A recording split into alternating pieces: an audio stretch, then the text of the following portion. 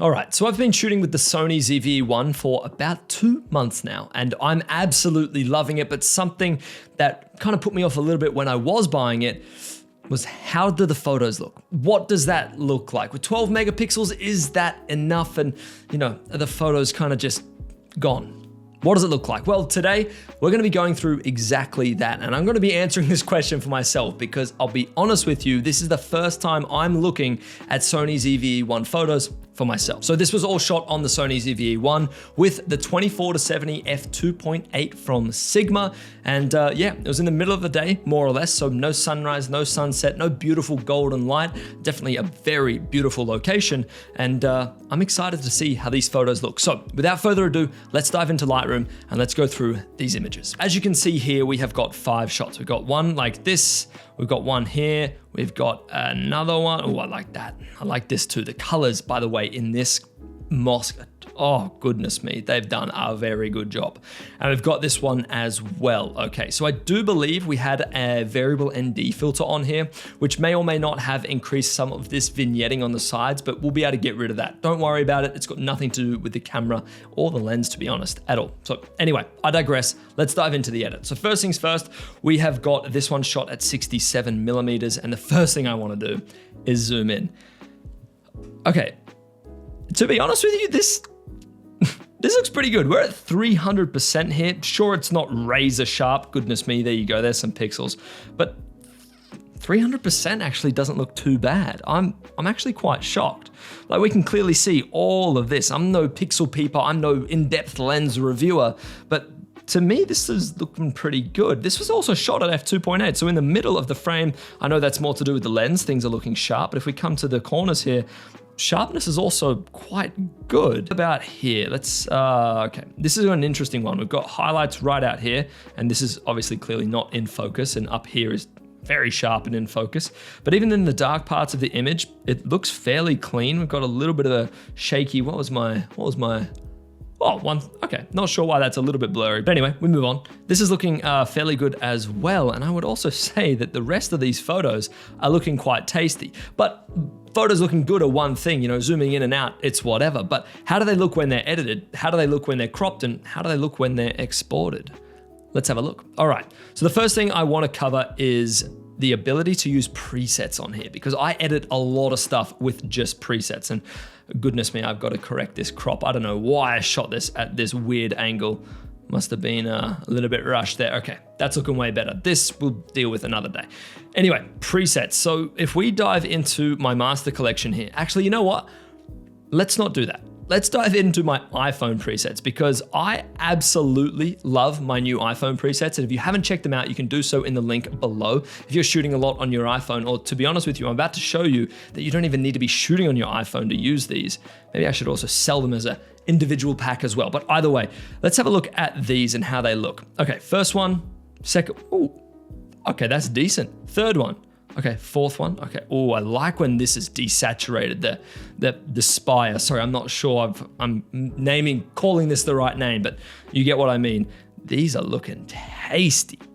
Okay. All right, let me dive into this edit. I'm not gonna be editing like this, but I wanna edit everything manually. So first thing I wanna do is increase the exposure just a little bit. We're gonna decrease the highlights, and we're gonna just increase the contrast. Okay, clarity and texture, it is an absolute staple by this point. They are going down, and we're gonna be decreasing our shadows, increasing our midtones. Whew, that glowy, dreamy effect is already looking tasty. Okay, now we're diving into the HSL tab, where we are gonna kill off the yellows, and now things are looking extremely nice. I would say I didn't even need to change the white balance. It was just shot on auto white balance, so I'm quite happy with that. And then what we might do is we might just decrease the blue luminance instead of increasing the saturation. Or what does that look like? We might increase the saturation just a touch like that.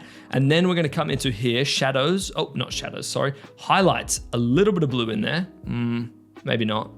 Okay, maybe just a little bit. And then shadows, also just a little bit of blue as well. Before, after, things are looking good. We're gonna skip all the way down to the bottom. I'm not doing a super in-depth Lightroom edit on these photos. I purely just wanna see how they hold up once you've edited them just a little bit. We're gonna move the blue primary over to the left a little bit, kind of help sell that orange and teal vibe. Before, after, this is looking pretty nice, to be honest with you. We're gonna do vignetting, we're gonna actually do it the other way for like once in my life, because I kind of want to remove that. I really, really like how this is looking. Now, I'm gonna push the boundaries. I'm gonna push the boundaries just a little bit here, and we're gonna crop in just like that. This is a pretty heavy crop. I wouldn't say it's a heavy crop on a camera like the R5C, for example, but as you can see, we're quite punched in here. And I would say, let's zoom into 100%. This is actually quite passable. This is looking really good.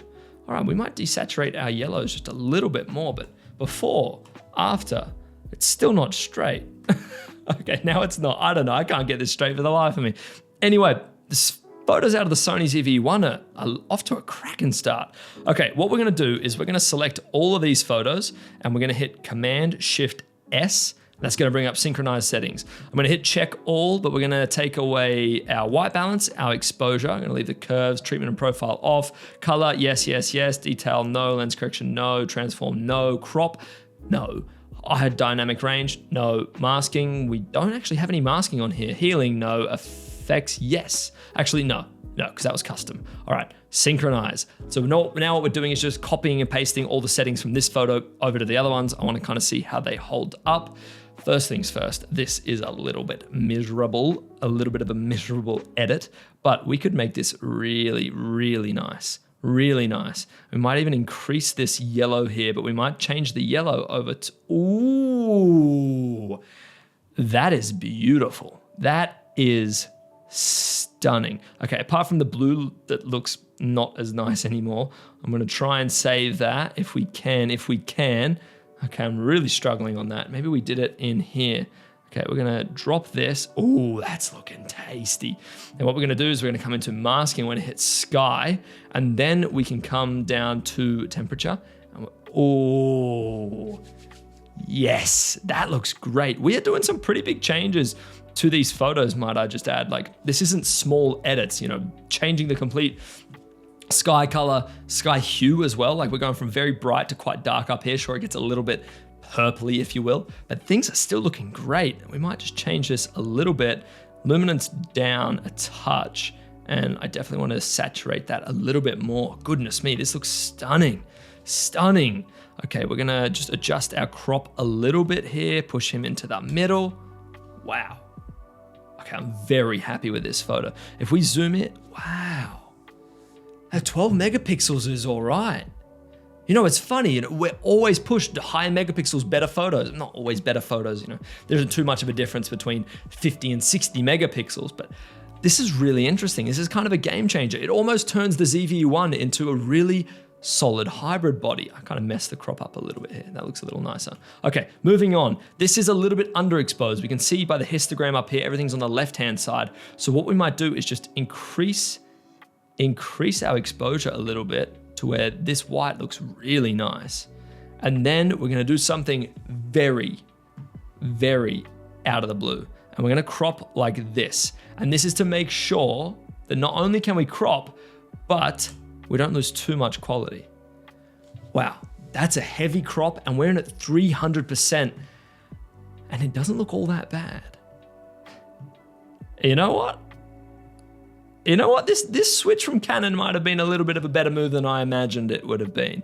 All right, we're gonna just put a little bit of that there. I think this is looking very tasty. Colors, perfect. Okay, this is nearly a perfect synchronization out the gate. We might just increase our orange and maybe, no, not yellow. We might just increase our orange saturation to really pump these up here, and we might just drop the orange a little bit, just to kind of sell that orange and teal look a little harder.